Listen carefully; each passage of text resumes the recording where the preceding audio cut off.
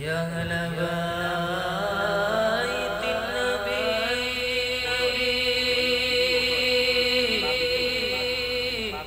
يا أهل الصفا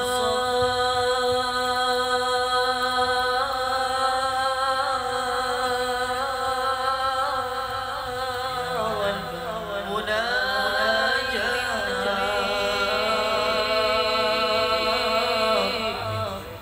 بخيت من حبكم يطفر بما واتمنى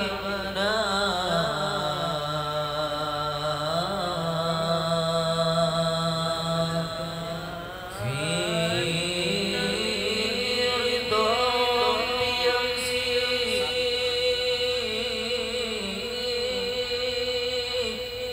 في صباح.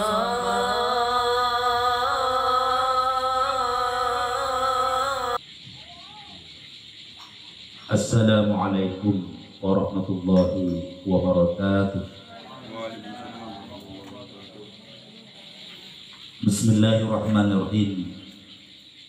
Innal hamdalillah nahmadu wa nastaghfiru wa nasta'idzu min shururi anfusina wa min sayyiati a'malina may yahdihillahu fala mudilla lahu wa may yudlilhu fala hadiya lahu. نشهد أن لا إله إلا الله وحده لا شريك له ونشهد أن محمدا عبده ورسوله. اللهم صل على سيدنا محمد النور الذاتي وسر السار في سر الأسماء والصفات وعلى آله وصحبه وسلم. أما بعد. Dalam pertemuan kali ini Al-Fakir akan membahas tentang ujangan atau makalah dari seorang wali besar, yaitu Sayyidina Dhinnun al-Misri. Wa qala Syekh Dhinnun al-Misri radhiyallahu ta'ala anhu, berkata Dhinnun al-Misri, dia seorang wali besar, seorang wali kutub dari negeri Mesir. Ujangan beliau atau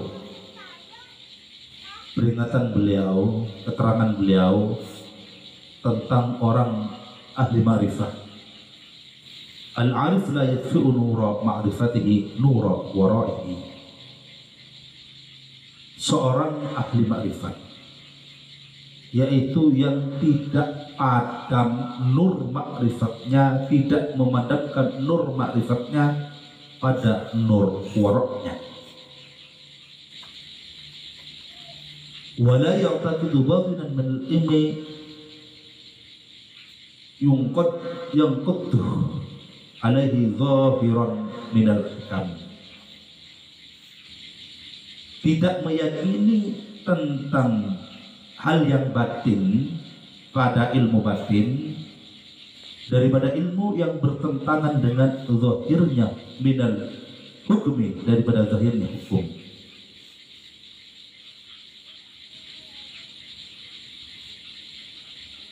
Wala yahmiluhu kasrata ni'amatillahi wa karamatihi, dan tidak membawa banyaknya nikmatnya Allah dan karamahnya Allah ala haddi satari harimillah, untuk melanggar hal-hal yang dilarang oleh Allah Subhanahu wa ta'ala. Di sini Sayyidina Dhinnun al-Misri radhiyallahu ta'ala anhu memberikan suatu kategori tentang tanda orang ahli makrifat yang betul, orang yang dirinya betul-betul sampai kepada Allah Subhanahu wa ta'ala, orang yang dirinya betul-betul usul kepada Allah. Itu ada tanda, ada kriteria. Kriteria yang pertama, tanda yang pertama, orang-orang yang betul usul atau mengenal Allah atau ahli makrifat, nur makrifatnya tidak akan memadamkan nur waraknya. Karena makrifat itu adalah suatu nur, satu cahaya petunjuk daripada Allah Subhanahu wa taala. Meskipun dia memperoleh nur ma'rifah, akan tetapi nur ma'rifatnya tidak sampai memadamkan nur waraknya. Maksudnya orang ahli ma'rifah itu orang yang hati-hati, orang yang warak. Sabda baginda Nabi Muhammad SAW, khairul dinul wara', khairul dinul wara', paling bagusnya orang beragama, paling baiknya orang memiliki agama, al-wara' adalah orang yang warak, hati-hati. Hati-hati dirinya, mulai dari rambut sampai ujung kaki, agar tidak bermaksiat kepada Allah Subhanahu wa taala, agar tidak mendurhakai Allah dan Rasulnya. Dia memiliki anggota tubuh, dia memiliki jasad. Mereka berusaha jasad dan anggota tubuhnya untuk taat kepada Allah, jauh dari apa-apa yang dilarang oleh Allah Subhanahu wa taala. Mereka juga pun sangat hati-hati, tidak memakan makanan yang haram yang tidak diridhai oleh Allah Ta'ala, jauh dari perkara-perkara riba, bahkan hati-hati dari perkara-perkara syubhat.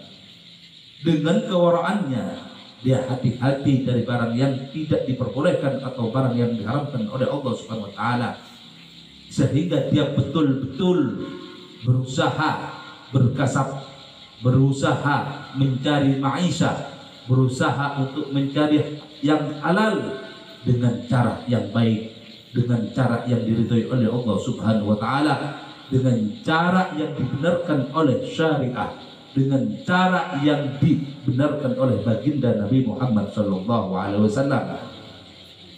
Apabila ada seseorang, mereka mengaku ahli ma'rifat, mereka mengaku usul kepada Allah, akan tetapi dirinya tidak hati-hati terhadap apa yang dilarang oleh Allah, atau mereka senang bermaksiat, atau mereka selalu berhaka kepada Allah, atau mereka melakukan perbuatan-perbuatan yang bertentangan dengan sunnah baginda Nabi Muhammad SAW, atau mereka melakukan aktivitas makan dengan makan yang haram atau barang riba, maka saksikanlah itu bukan ahli makrifat, dan saksikanlah itu bukan ahli usul.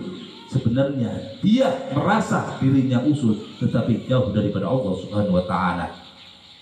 Oleh karena itu, yang pertama tanda daripada orang ahli ma'rifah, mereka memiliki kemewaraan, karena nur ma'rifatnya tidak akan bisa memadamkan nur waroknya.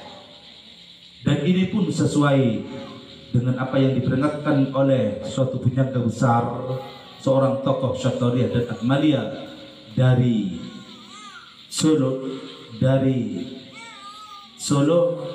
Raden Mas Ronggoh Warsito, dalam suatu karyanya Serat Jati, beliau mengatakan dalam bahasa Jawanya, sebekjo-bekjone wong kang lali iku luwih bejo lang wong kang iling lenus podo. Seberuntung-beruntungnya orang lupa kepada Allah.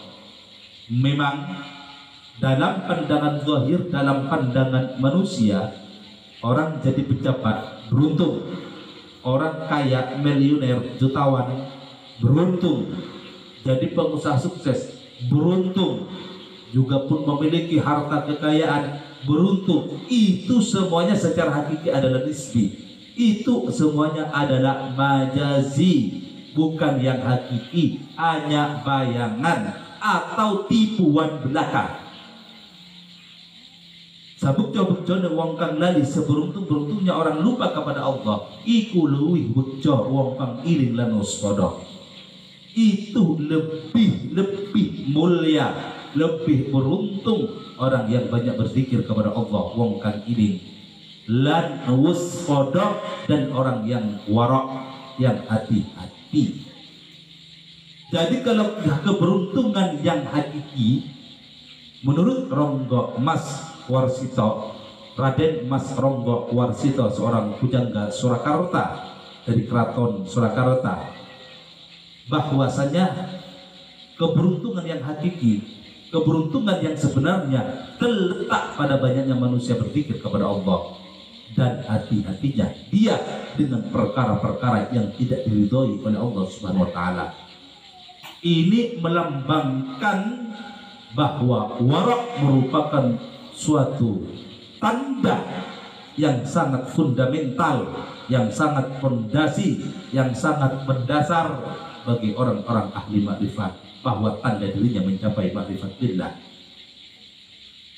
Terus tanda yang kedua, tidak meyakini bahwa ilmu batin bertentangan dengan hukum zahir syariah.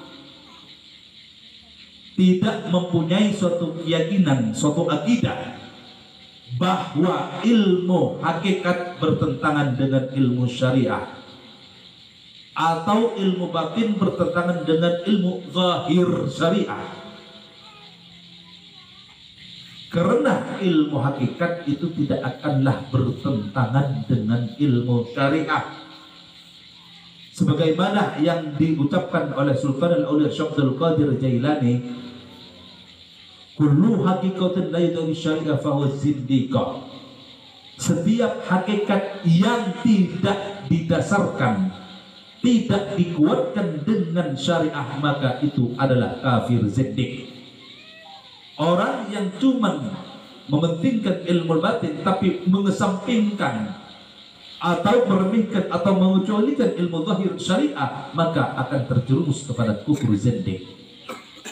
Orang yang mengaku usul tetapi mereka tidak melaksanakan apa-apa yang diperintahkan oleh Allah Ta'ala dalam Al-Quran dan As-Sunnah, mereka istighfar, meremehkan kepada Al-Quran, apa isi kandungan Al-Quran dan Sunnah, atau meremehkan terhadap salah satu hukum-hukum syariah, maka saksikanlah itu bukanlah ahli hakikat yang benar.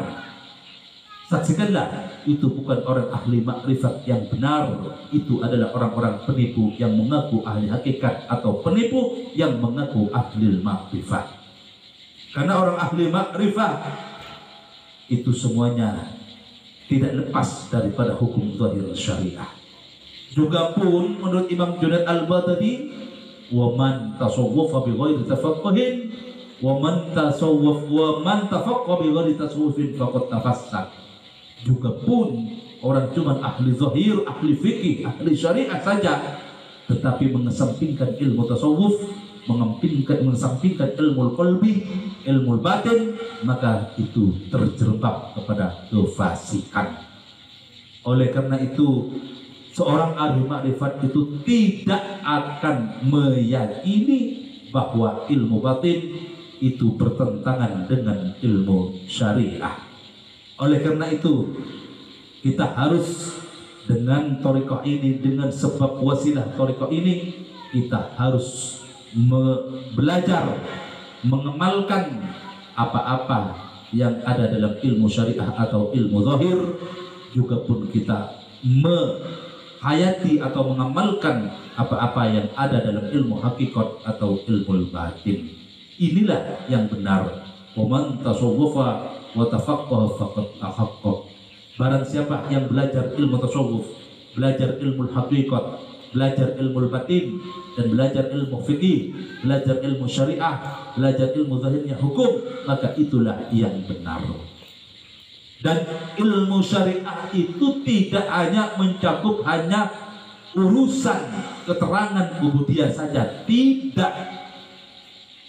Ilmu syariah ini mencakup secara keseluruhan, entah baik itu ubudiyah, cara kita beribadah yang benar kepada Allah Subhanahu wa taala, entah itu cara kita berinteraksi sosial atau muamalah, entah cara kita untuk berdagang, berjual beli, entah kita secara sistem berekonomi, apalagi sistem kita berpolitik, mengatur negara, mengatur bangsa, mengatur masyarakat banyak. Tentunya ini sudah diatur secara rinci, dan juga pun diatur secara rapi, secara teratur di dalam konsep ilmu syariah. Di dalam konsep ilmu syariah, kita diberi adab-adab, kita diberi peraturan-peraturan. Bagaimana kita beradab masuk WC saja, beradab kita membuat qadail hajah atau BAB, atau kita melakukan aktivitas yang mungkin dalam pandangan kita ringan atau agak remeh, tetapi ini semuanya diatur secara rapi dalam ilmu syariah. Apalagi hal yang besar, mengenai urusan yang besar, bagaimana kita bersistem masyarakat, bagaimana kita berbudaya, bagaimana kita berpandangan secara fikrah, berpikiran, semuanya diatur secara gamblang, diatur secara rapi, diatur secara baik dalam konsep ilmu syariah. Oleh karena itu, kita seharusnya lah tidak menentang satu hukum apa yang ada dalam konsep ilmu syariah. Apabila kita menentang satu hukum dalam konsep ilmu syariah, berarti kita melakukan kesombongan kepada Allah Subhanahu wa taala. Karena yang menurunkan ilmu syariah, yang menurunkan Al-Quran, itu adalah Allah Subhanahu wa ta'ala. Apabila kita menentang atau kita iktiraf terhadap salah satu sunnah daripada sunnah atau ajaran baginda Nabi Muhammad SAW, maka kita melakukan kesombongan yang fatal, kesombongan terhadap baginda Nabi Muhammad SAW. Adapun orang ahli makrifat yang benar, mereka selalu menjaga adab, selalu menjaga tata krama, selalu menjaga ketawaduan dirinya kepada Allah dan Rasulnya. Dalam arti dia tidak pernah iktiraf sekalipun satu ayat ataupun satu sunnah atau satu hukum daripada hukum syariah yang diturunkan oleh Allah Subhanahu wa ta'ala. Inilah ahli makrifat yang benar. Di samping dia juga menghayati apa-apa di balik zahirnya syariat, yaitu adalah ilmu batin atau haqiqah. Dengan menghayati penghayatan yang benar, mereka sadar, mereka selalu sadar dengan Allah Subhanahu wa ta'ala. Mereka selalu sadar kepada Allah Subhanahu wa ta'ala, sehingga batinnya selalu mereka melihat Allah Subhanahu wa ta'ala. Inilah tanda ahli makrifat yang kedua.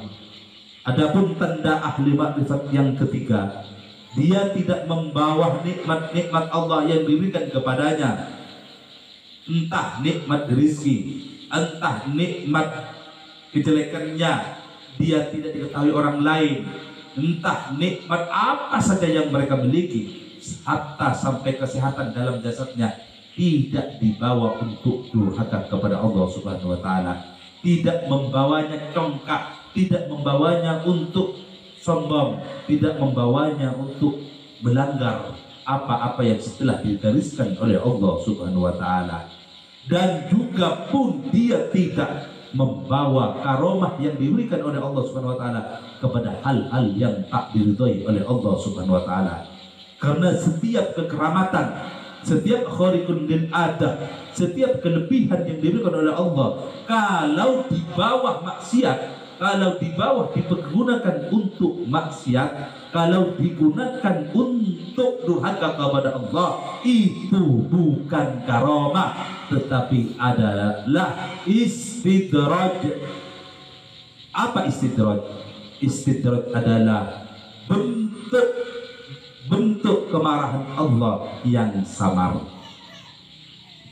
Karena Allah Ta'ala bisa saja mengistidraj orang-orang yang menjadi kekasih-kekasih syaitan, orang-orang yang melanggar terhadap apa yang diatur oleh Allah Subhanahu wa ta'ala. Jadi tanda yang ketiga orang ahli makrifat itu tidak membawa karomahnya, kemuliaannya untuk melanggar pada apa-apa yang digariskan oleh Allah Subhanahu wa ta'ala. Karena paling tingginya karomah, paling afdalnya karamah, inna akramakum indallahi atqakum. Sesungguhnya yang paling berkaramah di antara kalian, orang yang paling mulia di antara kalian adalah orang yang paling takut kepada Allah di antara kalian. Jadi ketakwaan, takut kepada Allah, takut akan murka Allah, takut akan kebencian Allah kepada dirinya, takut untuk bermaksiat kepada Allah, takut menjadi sebab bencinya Allah, murkanya Allah, takutnya kepada Allah Subhanahu wa taala. Model ini adalah merupakan bentuk karomah yang tertinggi, bentuk karomah pemberian Allah yang teragung. Jadi kalau misalkan ada orang sakti, ada orang bisa meramal, ada orang bisa menenong, ada orang bisa menebak, bukan melambangkan karomah yang hakiki. Takut dia adalah istidraj. Takut itu pemberian yang mengandung suatu murka Allah yang namanya istidraj. Karena Allah Subhanahu wa taala berfirman dalam Al-Qur'an, sanastadrijuhum min haitsu la ya'lamun. Aku Allah akan mengistidraj mereka yang ingkar, mereka yang melanggar aturannya Allah, min haitsu la ya'lamun, dari sekiranya mereka tidak merasa. Jadi kita harus hati-hati, jangan kita gunakan nikmat-nikmat Allah Subhanahu wa taala, fasilitas-fasilitas Allah yang diberikan Allah kepada kita untuk menjauh daripada Allah, untuk bermaksiat kepada Allah. Bahkan kita harus gunakan nikmat-nikmat Allah, entah nikmat kesehatan, entah nikmat kehidupan, entah nikmat harta, entah nikmat apa saja pemberian Allah, digunakan di jalan Allah, digunakan untuk mendekat kepada Allah, digunakan untuk taat kepada Allah, digunakan untuk fi sabilillah, meninggikan kalimat-kalimat Allah, meninggikan agama Allah. Semoga kita diberi oleh Allah Ta'ala kesadaran yang hakiki dan mencapai tingkat ma'rifat yang benar, mencapai tingkat ma'rifat yang kamil, usul billah. Semoga makalah, semoga ujangan daripada Sayyidina Dhinnun al-Misri, semoga bermanfaat bagi kita, menyerap terhadap hati kita, dan semoga kita semua diridhai oleh Allah Subhanahu wa taala, dan semoga kita semua mendapat syafaat baginda Nabi Muhammad sallallahu alaihi wasallam dan barokah karomah para kekasih Allah. Amin Allahumma amin. Minallahi taufiq hidayah wal inayah, wa min Rasulillah sallallahu alaihi wasallam syafaat wal nadhar wal barakah, wa min Rasulillah wa min Sultan al-Awliya Abdul Qadir Jailani, wa Sultan al-Arifin Sayyidina Abi Yazid al-Bustami, wa Sultan al-Awliya Sayyidina Abdul Syattar al-Barakah wa nafahat. Wassalamualaikum warahmatullahi wabarakatuh.